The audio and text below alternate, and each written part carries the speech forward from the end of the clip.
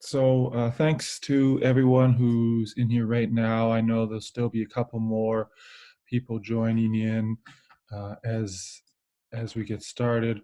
I thought what I would first do is just to sort of share my screen a bit so that we could see what's due this week. I've been giving out these sort of half-hour tasks to go with with the class time. So you're spending the 1.5 hours, and the one for this week sort of refers to our last class on motivation. It's called Motivate a Friend. If you were to click on it, you can see sort of the instructions. Basically, the idea is there's these two students, Nathaniel and Tiffany. I don't know, picked the initials NT just because of the school. And they both have different issues happening. And some of those issues might refer to the theories that we talked about last time, like the idea of goal setting or the idea of equity, wanting to be treated fairly. And so if you can think of how you would motivate those students, you could pick Nathaniel, you could pick Tiffany, they're slightly different. So to summarize what you think the problem is, um, uh, use some of the terminology from the last class, and then you think, oh, because of that theory, I think a good way to motivate this student would be the following. So anyways, that's sort of this week's task. When you go through the notes and put all your thoughts together, it should take you about half an hour. So that's what Motivate a Friend is, and it refers to last um, Tuesday's class. So we're going to talk today a little bit about conflict management in the workplace. There is a set of slides, it's called Managing Conflicts, that I'll be referring to. And then there's also, if you're in the classroom, you can see there's a little Google Doc, and the Google Doc has some of the terminology if you wanted to go to File, make a copy, and keep your own notes. That's what we're referring to today. So just the managing conflict idea. And I'll try to make sure I have my chat window open so I can see if anyone has any questions, and you can type them into the chat. So sometimes you might think that, oh, there shouldn't be any conflict. That's not necessarily the case. Sometimes, there's no conflict because people are afraid to say their opinions, or there's no conflict because maybe there's the boss and the boss has the wrong idea and no one wants to challenge them because they're afraid of speaking out. So just because there's no conflict doesn't mean that everything's working smoothly. And in many cases, there are companies where there's sort of a productive degree of conflict. It's and conflict is used to design a new product, to be creative, or to come to a new solution to solve a problem.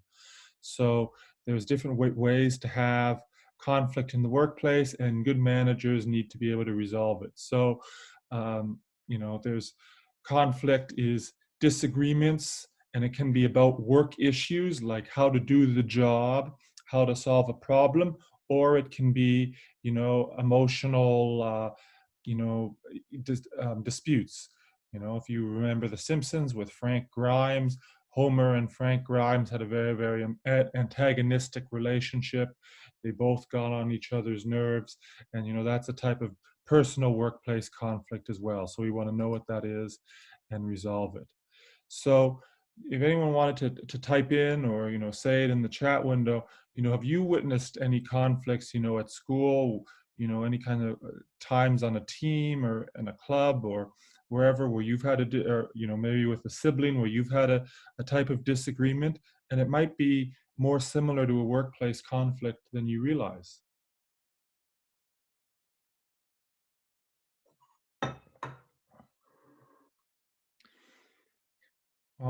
So one that I see, with basketball players is both players want to be on the court.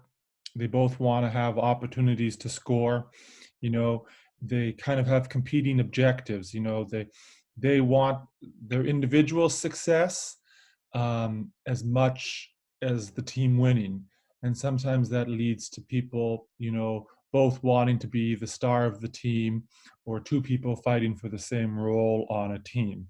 And that can happen, that can be sort of similar to in a workplace where both people want credit, or it's more important that they personally receive credit for a job well done than the company does well. You guys think of any, ooh, there's a few people in the waiting room. I apologize for not letting them in. Can you guys think of any conflicts you might have, seen?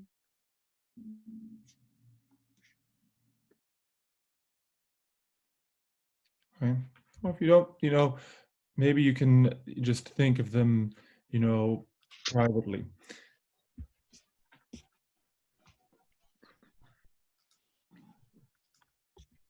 And so here are some ways we could formally in business talk about conflict, and I can put them in terms you might sort of understand. It's, the idea of role ambiguities. That can be, who's actually in charge. If you're working on a group project and there's like 4 people in the group, but 2 people want to be in charge of the group, and one person, wants to take it their way, and one person wants the project to go in another direction, that can be a type of conflict. Like that can be a conflict at work, like who is, uh, the person who's the expert, or who's the person who's in charge. And if 2 different people think they're in charge, um, that can be a conflict.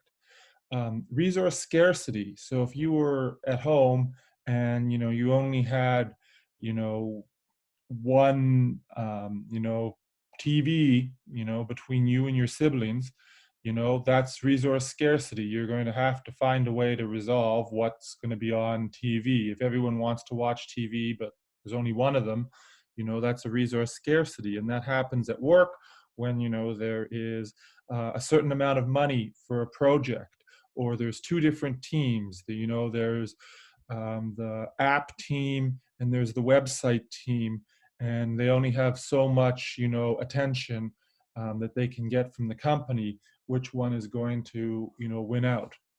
um, Competing objectives, that could be while you're in a group with someone and they just want to have fun, whereas you want to get a scholarship to Ivy. So they might just want to do the minimum, get a minimum mark, and enjoy the project, and then go hang out. And you want to get a very, very great mark so you can get your scholarship. You two would have competing objectives.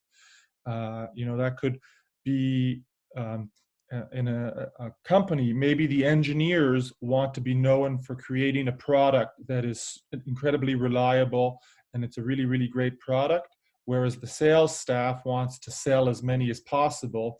And maybe there is some conflict, like the sales staff wants to get it to market as soon as possible, the engineers want to perfect it, and unresolved prior conflicts. So sometimes here at North Toronto, among sometimes the grade 9s and 10s, is something happened at like Deer Park, or like John Fisher, and then the parents say, oh, well, we can't work together because this happened in grade 7. That would be kind of an example of an unresolved prior conflict. Or it's like you had something go wrong in a project last year, and then you hear the teacher puts you in a group with that person again. Sometimes conflicts aren't exactly resolved, and it just leads to a bad start the next time. So we can have different sort of definitions. We can have, and the bold is a bit how you could resolve them. We could have disagreements about, work, substantive conflict. Like this is a legitimate reason to have a disagreement of opinion. Like what's the best strategy? Um, you know, Having like who gets promoted. There's only one person who can become the manager, but everyone wants the job. You're not sure about, how a long-term project should proceed, so substantive conflict means it's about a really, really big issue that, has to be addressed. It's like, if the Leafs, they wanted to decide how they're going to get better in the off season. Should they sign a new forward or a new defenseman? All of their front office is going to have a big substantive conflict before they decide who the best free agent to get is. And so it's okay to have that conflict. And the best way to handle it is if you can discuss it ahead of time, and then once the plan is implemented, once the plan's decided, everyone gets on the same page. It's found sometimes if you don't have these discussions ahead of time, like if you don't have a big, like if then the people who had the opposing opinion, they still feel a little resentful. They don't totally buy in. If everyone sat down at the table and had a chance to say their opinion, like if we were talking about the Leafs, of Kyle Dubas and Brendan Shanahan and all the other advisors, if everyone had to say their opinion, then once a decision's made, like, okay, we need to get a new defenseman, they're more likely to be on board. But if one person sort of decides for the group and doesn't let everyone get their opinion in, then those other people who had their opinions dismissed might feel bad and might not be 100% committed. So a good way to resolve substantive conflict is to discuss it during the planning stages, to let everyone say their opinion, don't take it personally, but then once it's decided, everyone gets on board. Sometimes you have the sort of emotional conflict. You might not get along well with, there's maybe a few people in grade 10 you just don't click with. You just have had issues with them in the past, and you have trouble working with them. And that can happen at work. It could be someone's angry because of compensation. Someone distrusts someone because they think they're only out for themselves. They resent a person on a different team because that person, I don't know, is the favorite. Just personalities are different, so these emotional conflicts happen, and in real life and in work. And usually the best way to handle it is to take time to sort of address these emotional issues before you have a workplace issue. So if you got placed with your enemy on a business project, you guys could go talk to Mr. Borghese and get the team broken up. But if he refused, the best thing for you to do would be to try and sort it out, to talk it out before you got started on the project. Sort out all those emotional issues, and then talk about how the project should proceed. And even in real life, people tend to complain in the break room. They complain, in their cubicle about other people. Don't talk about it behind anyone's back. It just makes the conflict worse. So we can have functional conflict, and the opposite to this is dysfunctional conflict. So I mentioned substantive conflict. Like, let's say the disagreement continued and it was beyond just what should we do next. That would become dysfunctional. Let's say it was a movie company, like, my example is going to be Pixar, and they're having a debate about what the new project should be. And then they have a good debate, and then they get all their ideas out, and then they make a good film. That would be functional conflict. So, functional conflict can help stimulate creativity, problem solving. Maybe I'm in a group, and Mr. Petrov, he tells me a new way of doing things, and he's like, wait a minute, have you considered how to do this? And I didn't know that opinion because of Mr. Petrov telling me, and maybe we had a little short dispute. Now I know a new way of doing things. Or again, if Mr. Ray and Mr. Talevi and Miss Chamberlain, we all say our opinions, we might have an argument for a half hour, but then at the end, we've heard all the different sides of the story, and our plan might be better. So when you're having this functional conflict, don't take it personally. Be respectful about it. Don't don't make it about the person, discuss the issue and try to stay calm. If you want to give someone honest feedback, understand that if someone gives you feedback that's a little frank, you might just have to take a deep breath and just want to see if anyone is trying to get in. No, no, we're all good. You might have to just accept that gr- gracefully. And then we have the opposite, which is dysfunctional conflict, and that's that person you just can't get along with. It just goes on too long. It's distracting. We've gone beyond the exchange of ideas, and we're just fighting. And sometimes team building activities might help, but the manager just might have to restructure the team and remove the people who are causing trouble because it just becomes too much. So if you could just, quickly just give me the sort of the thumbs up, so we understand there's functional and dysfunctional conflict, there's different types of conflict and not all of it is bad. Okay, so that is good to see. So Pixar, very, very creative company. Started with, yesterday was Star Wars Day. Initially, Pixar was created by George Lucas to do the effects for The Return of the Jedi, because nobody in Hollywood could do it to his specifications. Then after the Star Wars and Indiana Jones films were done, he sold it to Steve Jobs, and then Steve Jobs changed it into Pixar, and now it's well known for its animated films. So they actually have examples where they encourage conflict, and it becomes a bit of a balancing act. But because it can't just be everyone arguing all day. But one of the types of conflict they have is called the brain trust. Like the John Lasseter, Ed Catmull, about 8 key people in the company will get together. They call it the brain trust, and they review the work in detail, and they discuss how it's going. And they actually call it shredding the work because they're very, very critical. So when they were making Inside Out, if you've seen Inside Out, they were trying to make like they were trying to decide should joy and sadness be the subplot, or should joy and fear be the subplot? And they had these different scenes, some with fear being the purple guy and joy, and some with sadness and joy, and they kind of, which one's funnier, which one's more interesting. And as a result, they debated it, and they decided that it worked better when sadness was featured more, that was a story that people enjoyed more.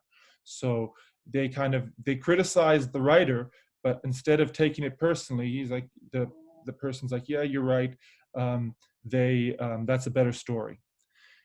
Also at Pixar, they have something called the dailies, where at the end of each day, they review parts of movies that have been finished, and anyone can come to this theater that they have and comment. And the person could be an animator, the person could be an engineer, they could be like someone who works in the office. It's not limited to anyone. And an example of that resulting in a positive change was in the movie Cars. They felt that the initial racing scenes, like the physics, weren't up to par, that it kind of looked as if they were what do I want to say, floating in space rather than racing as cars. And people kept saying, that race doesn't look as realistic as it should be. Can we fix that?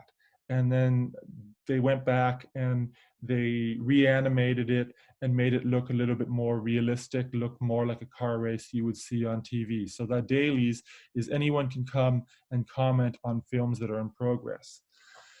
At the end, they have what's called a post-mortem, where they go back, okay, it's been released, what went well, what didn't go well. So Toy Story, that was their first big success in the 90s. And what happened was, it would have been easy to say, oh, that was an amazing movie, everyone liked it, it won the Oscar, we're in great shape. But there were a few problems, one of which was the engineers felt that they were given the short end of the stick, that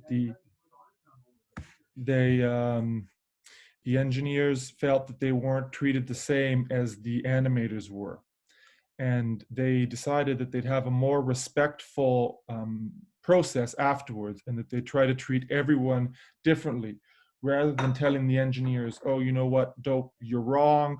They said, hey, you're right, we're going to give you a bigger role next time. And just in terms of a detail, um, a daily routines, anyone at Pixar can talk to anyone else. Sometimes businesses, you can't talk to anyone outside your team. At Pixar, anyone can approach anyone else. It's supposed to be a safe space to offer feedback.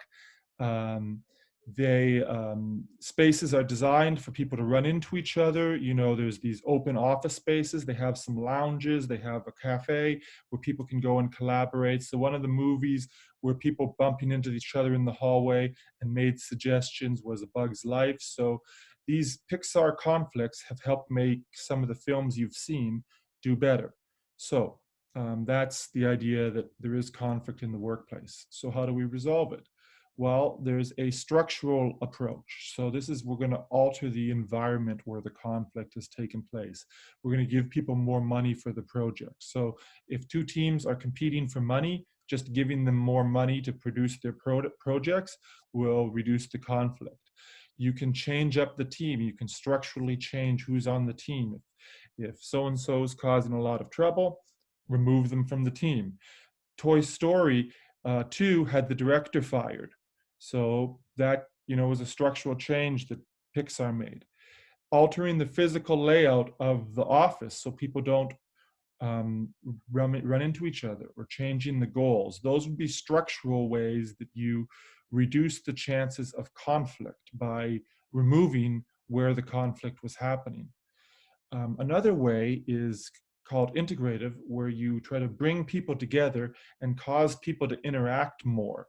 So that would include when they have those team building activities. If you've gone to work at a summer camp and there's been team building, this would be part of that. This would be, giving people training on how to work together. That would be Pixar. Steve Jobs wanted all these spaces in the building where people could interact together and exchange ideas. So integrative, you could do structurally, you remove the conflict. Integrative, you try to bring people closer together, establish that trust, establish that rapport, so they're not um, conflicting. You might, if you're thinking, how have I handled conflict in the past? You might fall into one of these categories, and it's the same in the workplace. There's maybe you're the person like who avoids the conflict, like you look the other way. When two group members start arguing, you pick out your phone or you leave. You avoid it. That's not really good, because you haven't done anything to um, address the issue. Maybe you're the type of person who accommodates everyone else. And that's not good, because you never get your way. If someone expresses a difference of opinion, you say, yeah, you're right, I'll change. And the people who accommodate you, that's not good, because you're feeling stressed. You're not happy because you're not getting your way. That worker's not getting their way. You're letting the other person determine what'll happen. You might have a very good idea, and your idea won't be heard because you don't want to, advocate for it. There's the competition. The person, has to win every competition, or has to get the last word, the Donald Trumps of the world. That's no good, because probably the conflict will go from being functional to dysfunctional. Too many people just, arguing with each other.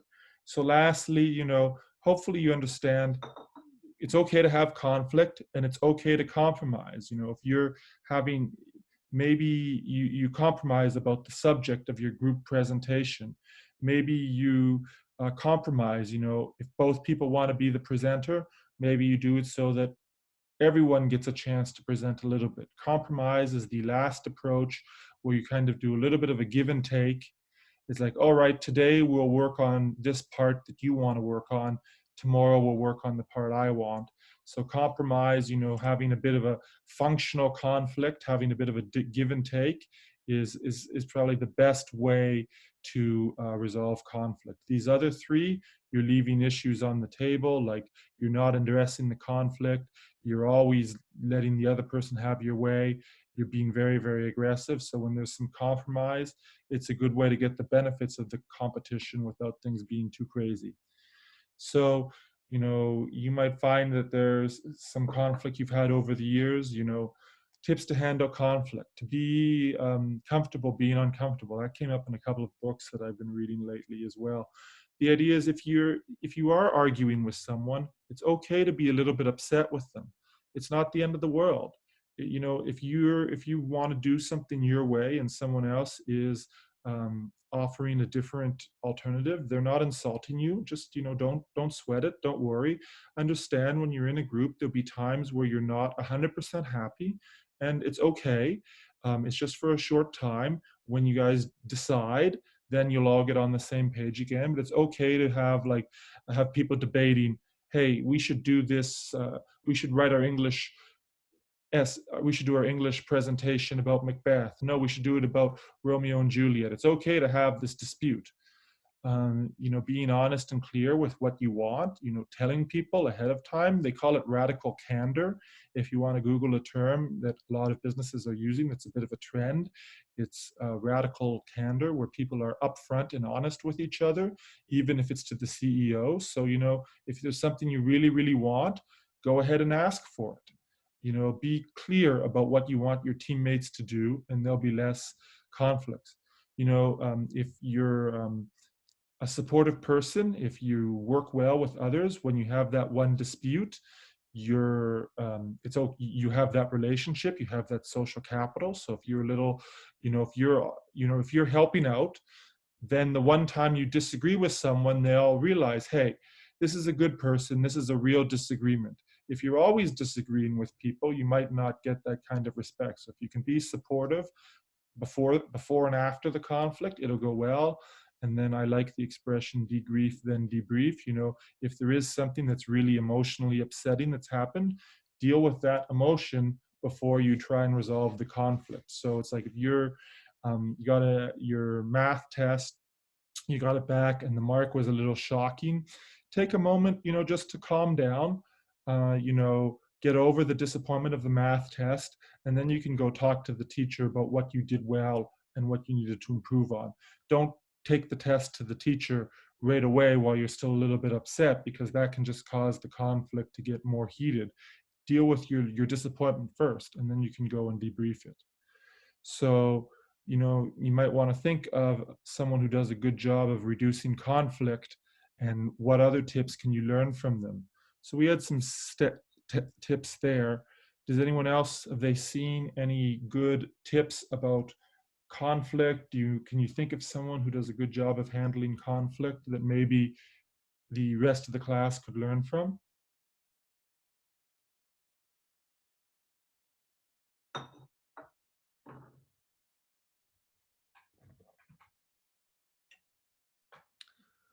No thoughts? Is anyone watching The Last Dance, the Chicago Bulls documentary? I guess it's a little bit of a basketball thing, but they have a coach Phil Jackson, who's very, very good at managing conflict.